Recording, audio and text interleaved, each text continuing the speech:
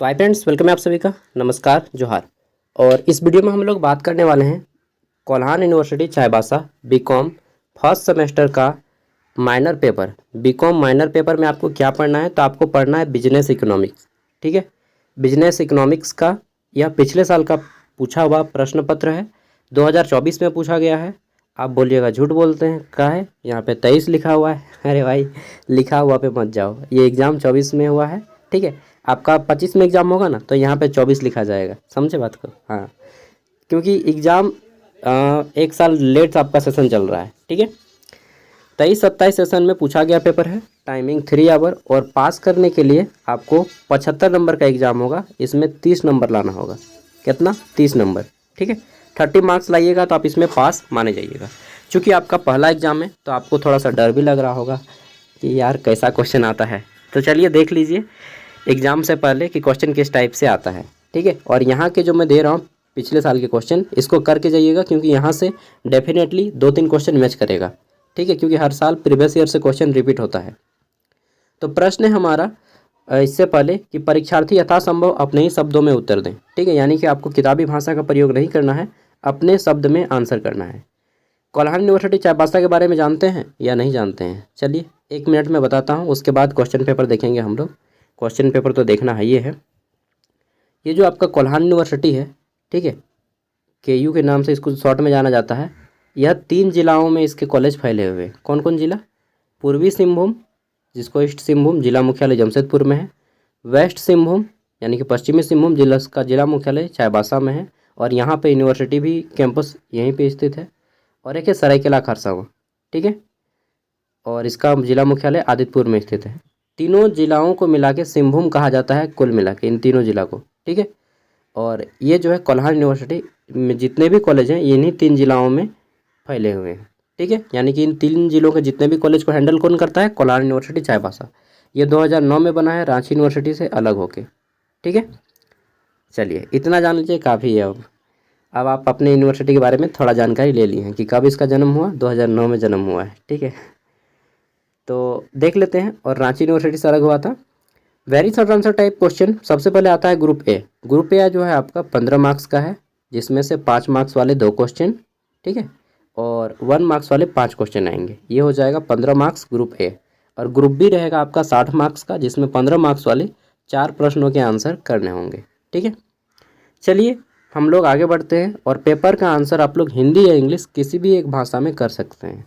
ठीक है, पहला है हमारा राइट, ट्रू और फॉल्स। तो क्या बोला गया है कि ट्रू और फॉल्स, हाँ, सत्य या असत्य है बताना है। 5 गो प्रश्न है। पहला प्रश्न है हमारा, भूमि पूंजी सॉरी भूमि, श्रम तथा पूंजी उत्पादन के स्रोत हैं। यानी कि भूमि, श्रम तथा पूंजी, ये 3 गो रहेगा तभी हमारा प्रोडक्शन होगा। बिल्कुल सही बात है। भूमि होना चाहिए हमारे पास किसी भी फैक्ट्री या कंपनी को बसाने के लिए। उसमें श्रम यानी कि काम करने के लिए लेबर की आवश्यकता होगी। पूंजी कैपिटल चाहिए हमें। तो कुल मिला के ये बात सही है, तो ये हमारा हो जाएगा सत्य कथन। ठीक है, आंसर लिखिएगा केवल ए नंबर। आपको एग्जाम में कैसा करना है? ए नंबर आंसर कीजिएगा, उत्तर चाहे आंसर, और इसे लिखिएगा सत्य कथन। ठीक है, सत्य कथन, बस हो गया, 1 नंबर मिल गया। समझ गए? इसी तरह से बी नंबर में क्या पूछा गया है कि मूल्य आय में परिवर्तन तथा उपभोक्ता के पसंद मांग को प्रभावित करने वाला कारक है। बिल्कुल, जब किसी प्रोडक्ट का मूल्य यानी कि दाम जो है अलग होता है, घटता है या बढ़ता है, तो उसका डिमांड या सप्लाई भी घट जाता है। ठीक है, जैसे हाई रेट हो गया तो आदमी कम खरीदेगा। ठीक है, कम लो रेट हो गया तो आदमी ज़्यादा खरीदने लगता है। ठीक है, उपभोक्ता का पसंद, जैसे कि अभी बरसात में बरसाती पसंद करता है हर कोई, तो फिर बरसाती चलेगा। ठीक है, तो ये जो है पसंद पे भी निर्भर करती है कि व्यक्ति को कौन सा पसंद है। किसी को लंगड़ा आम चाहिए तो किसी को फ्रूटी वाला जूस पसंद है। ठीक है, तो हर व्यक्ति का अपना पसंद होता है, ये भी बात सही है। तो ये भी हमारा हो जाएगा सत्य कथन। ठीक है, सी नंबर आता है हमारा, इसमें है कि पूर्ति एवं समय सीमा तथा मूल्य से संबंधित है। यानी कि पूर्ति जो होता है हम लोग सप्लाई, यह टाइम और वैल्यू आपका दोनों से रेट करता है। बिल्कुल, सप्लाई जो हम लोग करते हैं ना, ठीक है, किसी भी प्रोडक्ट का सप्लाई करते हैं, यह टाइम पे होना चाहिए और उसका एक फिक्स रेट होना चाहिए। ठीक है, प्राइस होना चाहिए, तभी आपका ये बिकेगा मार्केट में। तो ये बात सही है, ये सत्य कथन है। अगला है यदि मांग की वक्र क्षैतिज हो तब मांग की लोच शून्य बराबर होती है, शून्य के बराबर होती है। गलत बात। अगर आप पढ़े होंगे तो मालूम होगा कि यदि मांग की वक्र क्षैतिज हो तब यह मांग की लोच शून्य नहीं बल्कि अनंत होता है, इन्फिनिटी होता है।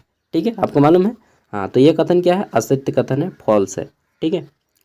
पांचवा प्रश्न है हमारा कि reward paid to capital is wage. तो यहाँ पे बोला क्या गया कि जो पूंजी का पारितोषिक होता है, पारितोषिक मतलब उपहार, वह मजदूरी है? नहीं। हम लोग जो पूंजी का पारितोषिक मिलता है, जैसे आपने कोई काम किया उसके बदले आपको कुछ सामान, आपको पैसा दिया गया और एक्स्ट्रा में हम लोग बोलते हैं कि लो भाई ये खुशी से मेरी ओर से, ठीक है, देते हैं ना खुशी से एक्स्ट्रा, तो वह क्या है? पारितोषिक। ये पारितोषिक क्या पूंजी है? नहीं, वह हमारा ब्याज है, सूद है। ठीक है, तो पूंजी का पारितोषिक मजदूरी है, सॉरी मजदूरी है? नहीं है, ये क्या है? हमारा ब्याज है। जो पूंजी का जो पारितोषिक होता है, पारितोषिक मतलब रिवार्ड, रिवार्ड माने हम लोग बोल सकते हैं कि खुशी मन से जो देने वाला उपहार है। ठीक है, उपहार, तो वह क्या? हमारा ब्याज है, मजदूरी नहीं है। ठीक है, तो यह हो जाएगा गलत कथन, असत्य कथन। ठीक है, अब आपके 5 मार्क्स वाले एग्जाम में देखिए आते हैं 2 क्वेश्चन। ठीक है, और 5 मार्क्स वाले प्रश्नों का आंसर करना है आपको 100 से 150 शब्दों में। कितना? 100 से 150 शब्दों में। हाँ, इससे ज़्यादा नहीं लिखिएगा क्योंकि आपके पास टाइम की कमी रहेगी, 3 घंटा लिखना रहेगा ना, 3 घंटा ही टाइम रहेगा। हमारा पहला प्रश्न है एकाधिकृत प्रतियोगिता क्या है? Define monopolistic competition.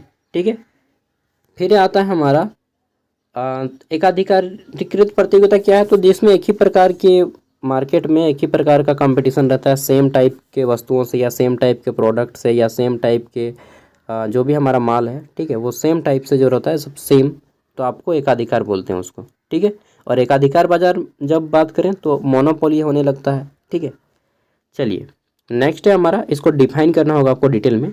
अर्थशास्त्र की सीमाओं को लिखें। Right the limitation of economics, यानी कि इकोनॉमिक्स कहाँ तक फैला हुआ है और कहाँ तक नहीं जा सकता है। जैसे कि अर्थशास्त्र केवल और केवल धन और व्यक्ति के पूंजी तक ही सीमित रहता है। ठीक है, किसी व्यक्ति के छोटी से छोटी पर्सनल बातों को नहीं बताता है। ठीक है, इसके अलावा मार्केट का वर्तमान समय में जो करंट राजनीति से जुड़ा हुआ मुद्दा है वो नहीं बताता है। ठीक है, तो लिमिटेशंस बताना है कि यह कहाँ तक फैला हुआ है, कहाँ तक जा सकता है और कहाँ तक नहीं जा सकता है। ठीक है, अर्थशास्त्र का जो अध्ययन है कहाँ तक फैला हुआ है और कहाँ तक नहीं फैला हुआ है।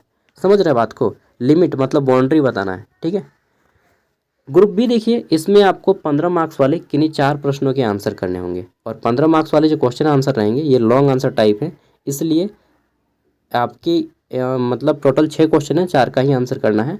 आंसर जो कीजिएगा आप वह कितना? तो 400 से 500 शब्दों में कीजिएगा। ठीक है, 400 से 500 शब्दों में, मतलब 3 खड़ा पन्ना। अगर आपकी लिखने की स्पीड धुआंधार है एकदम, लिखते हैं राजधानी एक्सप्रेस की तरह, एकदम हाथ को पेन को चलाते हैं, ठीक है, और एकदम लिखते हैं लुसुक लुसुक धीरे धीरे ठुसुक ठुसुक, ठीक है, जैसे कि लोकल ट्रेन चल रहा है। ठीक है, तो अगर आप लोकल ट्रेन की तरह लिखते हैं, मतलब लिखने की गति आपकी धीमी है, स्लो है, तो आप 2 खड़ा पन्ना में आंसर कीजिएगा। लिखने की स्पीड आपकी एकदम सुपरमैन की तरह है, शक्तिमान की तरह, तो 3 खड़ा पन्ना में आंसर कीजिएगा। समझ गए बात को? 3 खड़ा पन्ना मतलब 6 पेज, 1 खड़ा पन्ना में 2 पेज होते हैं। खड़ा पन्ना मतलब दोनों साइड का पेज। ठीक है, यहाँ पे देखिए क्या है, तो इसमें हमारा पहला प्रश्न है व्यावसायिक अर्थशास्त्र की परिभाषा दें। व्यावसायिक अर्थशास्त्र की प्रकृति तथा क्षेत्र की विवेचना करें। व्यावसायिक अर्थशास्त्र माने बिजनेस इकोनॉमिक्स। ठीक है, बिजनेस इकोनॉमिक्स क्या है इसका परिभाषा देना है और व्यावसायिक अर्थशास्त्र की प्रकृति तथा क्षेत्र का विवेचना करना है। ठीक है, ये क्वेश्चन मोस्ट इंपॉर्टेंट है, आप चाहे तो इसे ट्रिपल स्टार दे सकते हैं। Define business economics, discuss the nature and scope of business economics, हो सकता है इस बार भी क्वेश्चन आ जाए। ठीक है, अगला हमारा प्रश्न आया था, इसमें पूछा गया है कि पूर्ण प्रतियोगिता के मूल्य का निर्धारण किस प्रकार होता है, ये बताना है। ठीक है, how is price determined and under perfect competition. ठीक है, इन सभी के मैं जितने भी क्वेश्चन आंसर हैं उसका मैं वीडियो अपलोड कर दूंगा। ठीक है, एग्ज़ाम से पहले ही कर दूंगा, कोशिश करूंगा। नेक्स्ट है हमारा एकाधिकार क्या है। एकाधिकार बाजार की अवधारणा के अंतर्गत मूल्य का निर्धारण किस प्रकार होता है। Define monopoly, how price is determined under monopoly market. ठीक है, अगला जो हमारा है क्वेश्चन नंबर 7, इसमें क्या पूछा गया है, उत्पादन लागत क्या है, लागत के विभिन्न प्रकार को बताइए। इंग्लिश में है कि what is production cost, explain the types of cost. ठीक है, उत्पादन लागत क्या है, लागत के विभिन्न प्रकार को बताना है। ठीक है,